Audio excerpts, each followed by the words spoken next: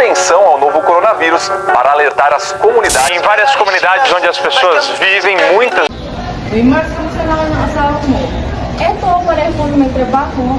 Madalas nga kami nag-aaway dahil walang gumagawa sa gawaing bahay. Sa panahon ngayon, hindi na lalaki lang ang naghahanap buhay. Hindi na rin babae lang ang nag-aasikaso sa bahay. Ngunit, kapag pareho kayong pagod, sino ang kikilos? Si EJ isang delikadong nurse, si Jasper isang call center agent. 2 taong nagmamahalan, ngunit unti-unting nagkakalamat ang samahan. Dati, lambing ang palitan, ngayon sumbatan na ang naririnig sa bawat sulok ng tahanan.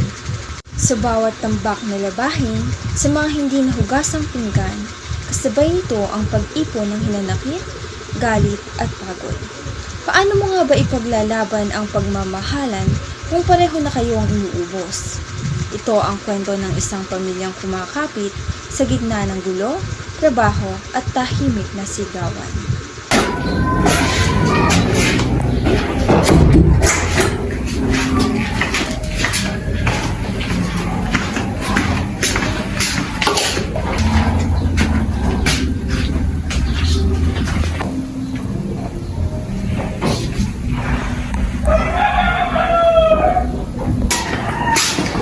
Grabe naman, araw-araw na lang galit.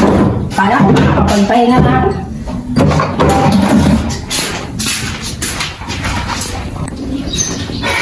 Grabe sa EDSA. Kumain ka na? Anong kakainin ko? Wala kang ulam, walang niluto. O punong palang marumi yung lababo. Ako, pwede ba mamaya na yan? Galit tayo pareha sa trabaho. Pagod din ako.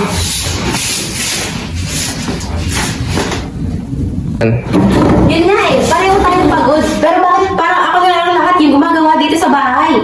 Araw-araw na yung ganito. Go. Bakit? Ako lang ba hindi gumagawa? Di ba't ikaw din naman? Ba't sinisisi mo sa akin lahat? Kasi ako na lang palagi lumako sa lahat ng responsibilidad. Sa trabaho, sa bahay, sa lahat. Hindi mo ba naiintindihan? Hindi mo ba nararamdaman na bumibigat na yung nararamdaman ko? Sa tingin mo ba ginusto ko to? Di rin naman tumadali sa akin eh. Di ba nakita nagsusumikap din ako?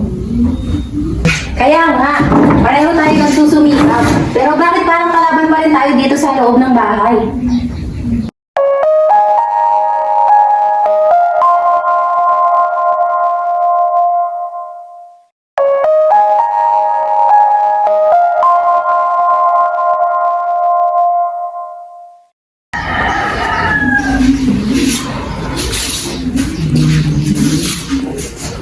Hindi ko alam kung paano natin na hati-hatiin pero isa lang yung alam ko. Ayoko masira tayo dahil sa mga ganitong klase ng problema. Hindi lang to simpleng problema, Jasper. Pag-unawa to, pagtutulungan at respetuhan. Sige, bukas sa bukas, hati tayo sa lahat ng gawain, okay? Hati tayo sa mga labahin, hati tayo sa hugasin. Pero magkasama tayo sa... Yun lang ang hinihintay ko. Minsan, hindi malaking problema ang sumisira sa relasyon, kundi ang maliliit na bagay na pinagsasawalang bahala. Pero sa dulo, kung may pag-unawa at pagmamahalan, kayang ayusin ang lahat. Kaya kamusta naman? Ayun nga, kanina nag-away rin kami. Kala ko hindi siya gumagawa naman pala. Sa maraming pamilya sa ating lipunan, madalas nating maririnig ang kasabihang babae sa bahay at lalaki sa trabaho. Ngunit sa panahon ngayon, hindi na ito akma. Dito sa eksena makikita ang maling akala ng misis na siya lang ang gumagawa ng mga gawaing bahay. Hindi niya alam tumutulong din pala ang mister niya sa pag-aalaga ng anak, paglilinis at iba pa. Ipinapakita rin dito na hindi lahat ng lalaki ay tamad at hindi lang babae ang may responsibilidad sa bahay. Ang mahalaga sa isang pamilya ay pagtutulungan. Hindi dapat base sa kasarian kung sino ang gagawa ng trabaho, kundi sa pagmamahalan at respeto sa isa't isa.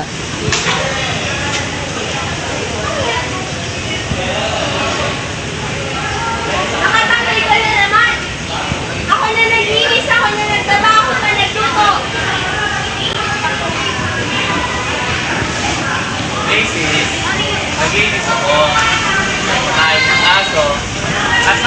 kanina mga tulog ka ba?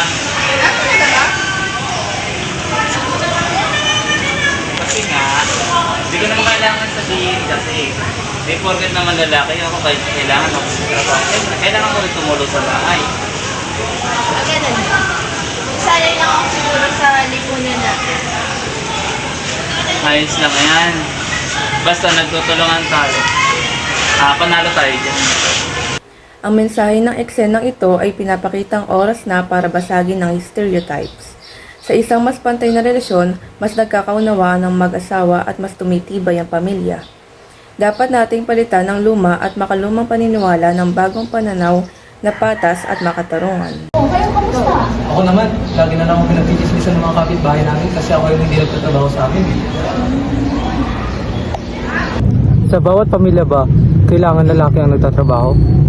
Kailangan ba na babae ang nasa bahay lang? Kailan matatanggal ang pag-iisip na ganito?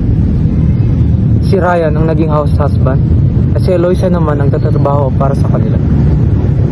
Masaya naman ang kanilang pamilya, ngunit nga, di matanggap ng iba ang kanilang ganitong posisyon sa pamilya nila.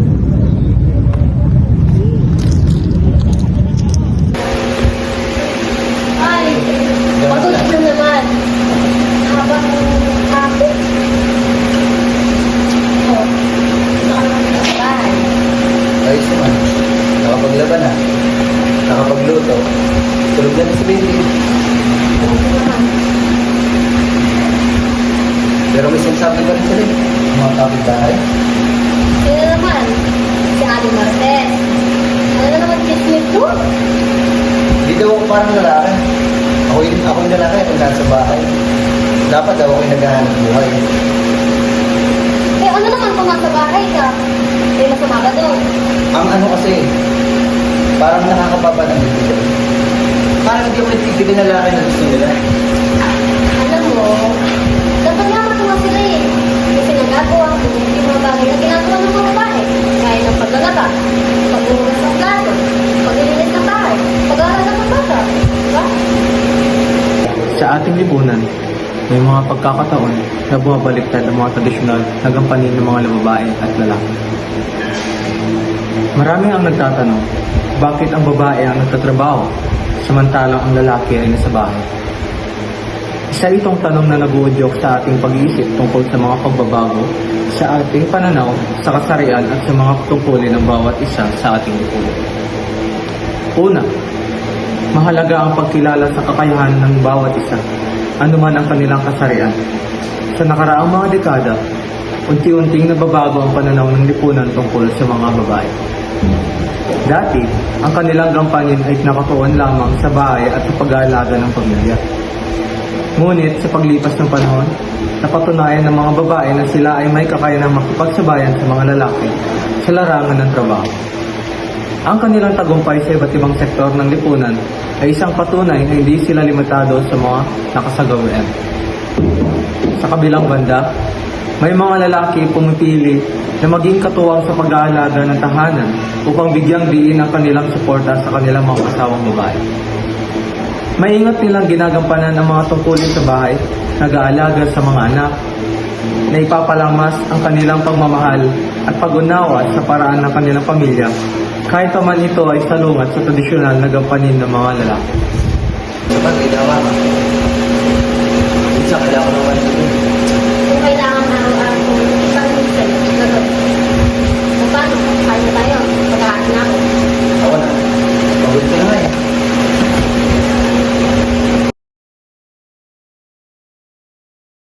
Ang ganitong sitwasyon ay nag-aanyaya sa atin ng mabukas ng ating isipan sa tunay na diwa ng pagkakapantay-pantay.